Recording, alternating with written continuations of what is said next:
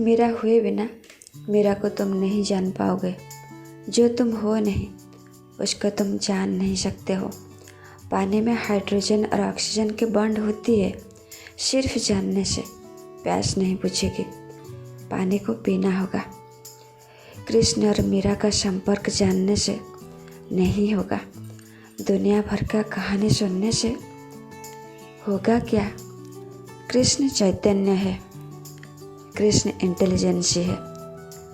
कृष्ण जब प्रकृति के करीब होते हैं और आस होती है, मन इंटेलिजेंट हो जाता है। मीरा को मन या प्रकृति समझिए, कृष्ण को चेतना या इंटेलिजेंट कहते हैं। कृष्ण मीन्स इंटेलिजेंट या चेतना या ज्ञान। मीरा भी हम में मौजूद है, कृष्ण भी हम में मौजूद है। कृष्ण और मीरा को मिल जाने दो, फिर तुम भी नाचोगे जैसे मीरा नाच रही थी। माइथोलॉजी ये है, कुछ गहरी सत्य को बताने के लिए कुछ बातों का सहारा लिया जाता है बस। मन जब दुखी रहता है, बेचैन रहता है, सब काम डिसऑर्डरली होता है, इसका मतलब मन चेतना से दूर रहता है। इसका मतलब मीरा कृष्ण से दूर है। ऐसा होता नहीं, कभी एक लक्ष्य की ओर, कभी एक लक्ष्य की ओर, नहीं पता किधर की ओर भाग रहे हैं, किधर जा रहे हैं। कभी कोई आकर्षित करता है, कभी कोई आकर्षित करता है। ये हमारा मन है, ये हमारा शरीर है जो कृष्ण के वियोग में है, जो चेतना से दूर है, बिल्कुल अकेला। मन जब योग में आ जाता है, यही मीरा बड़ी सुंदर हो जाती है। ऐसे हो जाती है जैसे बहुत सालों तक लोग याद रखते हैं। इतना ताकत, इतना साहस आ जाती है, समाज का परवाह करना छोड़ देती है।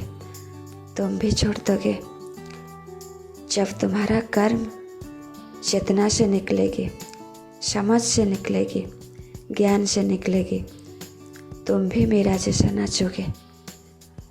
मीरा जी को जहर से इसीलिए नहीं डर लगती थी, प्रकृति चेतना से बिल्कुल करीब थी। सिर्फ मीरा जी को नहीं, जीसस क्राइस्ट, बुद्ध, महावीर, ये लोगों को उदाहरण में ले लीजिए।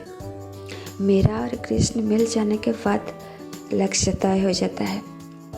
मन इंटेलिजेंट होने के बाद, मन को ज्ञान मिल जाने के बाद लक्ष्य तय होता है, संकल्प दृढ़ हो जाता है।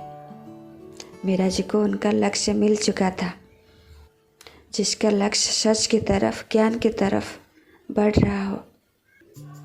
रास्ते में बहुत बाधाएं आएंगे, बहुत बदतमीज लोग मिलेंगे, पर तुम्हारा चमकना कभी कम नहीं होगा।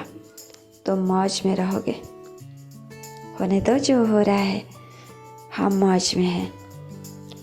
ये फीलिंग्स तभी आएगा जब मीरा और कृष्ण मिल जाएंगे। ये लोगों का एक ही लक्ष्य होता है, खुद को मिटाना। भीतर का कचरा सदियों से भरा पड़ा है, भीतर का कचरा कई जन्म से भरा पड़ा है, उसको निकालना, बिल्कुल खाली हो जाना। मीरा जी राजा के घराने की थी, चित्तरगढ़ की रानी। गुरु किसको बनाया? जो जूता सीते थे, रैदास। आप लोगों का लैंग्वेज में मोची। अगर विचार का अस्त्र धार हुआ है ज्ञान से, तुम एकदम खाली हो। बड़े बड़ों को तुम काट डालोगे, जैसे श्री कृष्ण जी को महाभारत में विजय मिला था। वो है एक ज्ञानी मन, एक शक्तिशाली समाज योग में है। मीरा जी अच्छे से जानती है, श्री कृष्ण जी को मरे हुए 100 साल हो चुका है। गिरिधर गोपाल को मीरा जी बुला रही है। गिरिधर गोपाल समझदारी का, चेतना का एक नाम है। मेरा होना हम सबके लिए अनिवार्य है, क्योंकि जीवन मिला इसीलिए कि हमारे कृष्ण और हमारे मीरा मिल सके। मेरा यानी कि मन को समझ मिले, ज्ञान मिले, हर बंधन को काटने की समक्ष हो सके, हर बंधन को काटने की शक्ति मिल सके, ज्ञान सूर्य का उदय हो सके, जीवन को प्रेम में जी सके। जिनके जीवन में कृष्ण और मीरा मिलते नहीं, बिल्कुल उदास सूखे। जो चीज़ अपने भीतर मिल सकता था वो हम बाहर पाने की कोशिश करते हैं। जैसे थोड़ा पैसा मिल जाए, थोड़ी इज्जत मिल जाए। मीरा और कृष्ण जब तक मिलेंगे नहीं, मन को जब तक इंटेलिजेंसी या समझ मिलेगी नहीं, तब तक हम चीज़ों को बाहर ढूंढते रहेंगे, पर कुछ मिलेगा नहीं, क्योंकि आज तक किसी को कुछ मिला नहीं बाहर।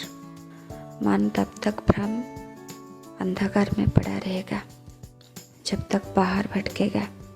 अगर कृष्ण के प्रति प्रेम हो जाए, मन आत्मस्थ हो जाए, मन का होश आ जाए, तुम भी नाचोगे जैसे मीरा नाचती थी।